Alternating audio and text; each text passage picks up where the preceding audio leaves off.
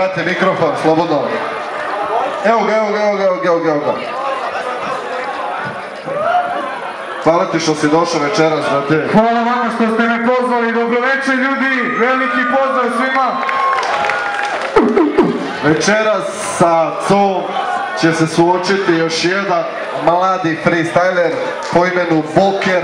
Molim vas, velika buka za njega. Jej.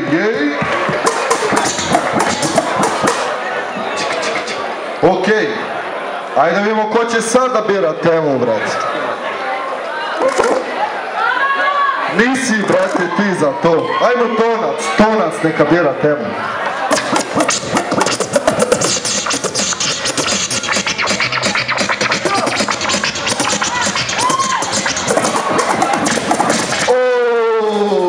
Veoma zanimljiva tema, NBA. NBA večeras tema. Ček. Glava ili pifko po nazivu.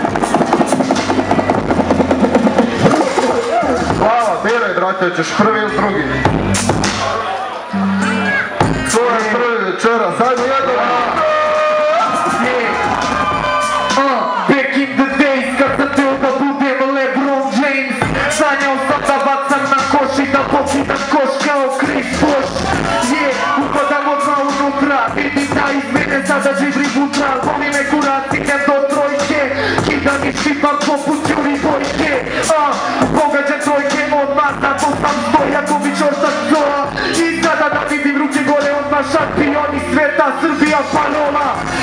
To je tako kako je, ovo je za mudonje, a ne za vakonje. Svako na terenu kad želi da me zakolje, zakucam i želim mu sve najbolje.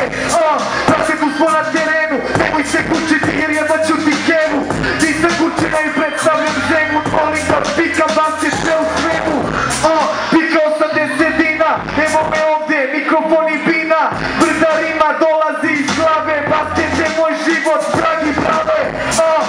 Predstavljam žute zgrade, gdje su samo brate pukle nade. Imamo koš u kraju, treće, svi ga dobro znaju. Hvala ljudi. Pazi vamo, jo. 1, 2, imam samo jednu šansu. Pa čekajte, bra. Ajmo buka, brate! Jo, pazi. Nema stojanja, te brajde, udri!